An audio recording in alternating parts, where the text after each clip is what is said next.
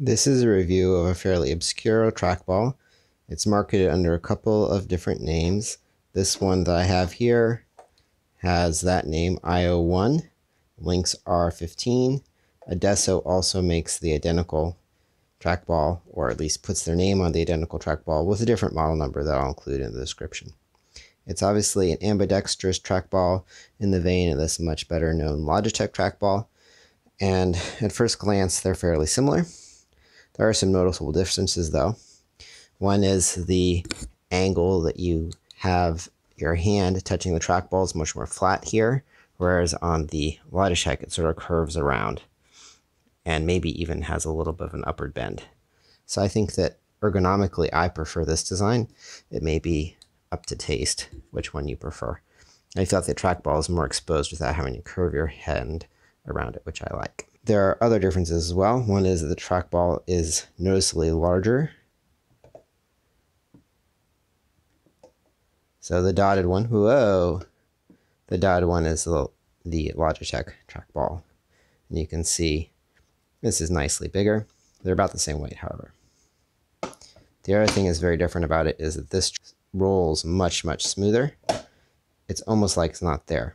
And that's a good thing, I think, actually. It feels kind of like lightly rolling your hand over a touchpad, whereas on this one here, on this Logitech, it feels like there's some real resistance. Now that could just be that I haven't cleaned this one properly, but I think it's always had a bit of a rolling resistance. I was really struck that compared to every other trackball I've ever owned, this one is just completely featherweight. It's really nice. Unfortunately, that's probably the last really positive thing I have to say about this one, because there are some ergonomic choices that I really don't agree with. First one is the speed that the trackball moves the cursor. So this actually looks reasonably good here, but that's because I've adjusted the sensitivity way down in Windows.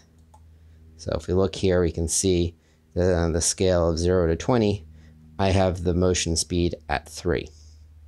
If you compare what you get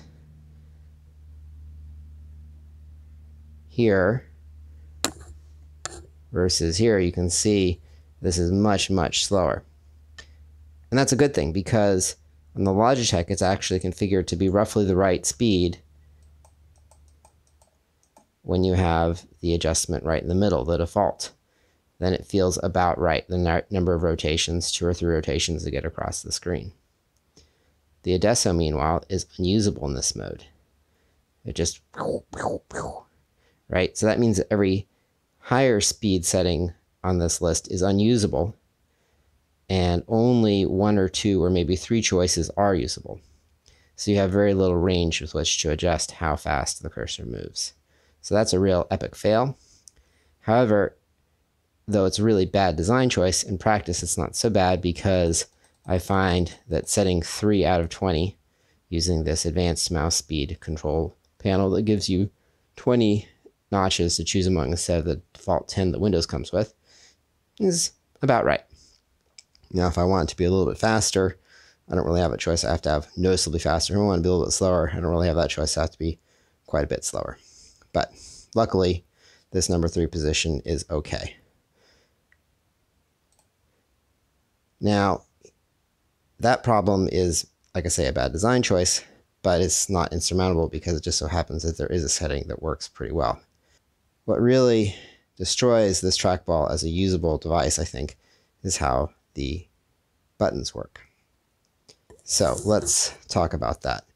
This button looks like it might actually be clickable, somewhere to back even in this region here. And it is actually, but you have to put a lot of force into it. Its leverage is such that it's really only easy to click starting here, and it's by far the easiest to click way up here. So that means that if all you want to do is click, just boop, that's fine. But if you want to click and drag, the ergonomics just don't work very well. You have to sort of put your finger over here and then move the cursor with this finger here. That's awful. Ironically, clicking and dragging with the right side is not so bad. You can rest your pinky over here and then move with your thumb with reasonable accuracy. But sadly, most people don't have a thumb on the other side of their pinky, so you can't do the analogous thing with the left button. So that's really unfortunate.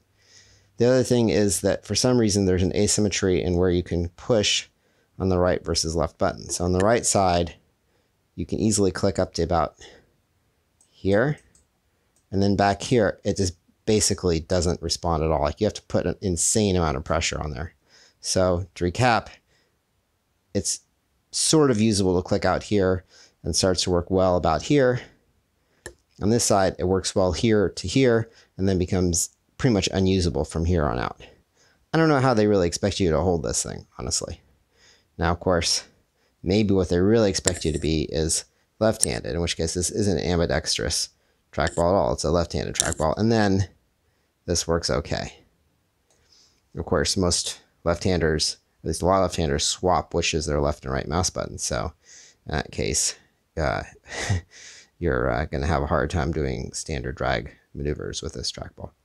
Contrast that with the traditional Logitech trackball, where your thumb easily rests on the right mouse button and you can click and drag here, or your pinky can rest over here and you can do almost as well as with right dragging, which of course is not as frequent a drag operation as left, so it's not a big deal that's slightly less ergonomic. So in the end, although this is an intriguing different design and I like the angle of the hand that you use to touch the trackball, I like the fact the trackball is larger, and I like the fact that it tracks so smoothly. In the end, I don't think that this is actually a usable piece of hardware unless all you want to do is move the cursor and click.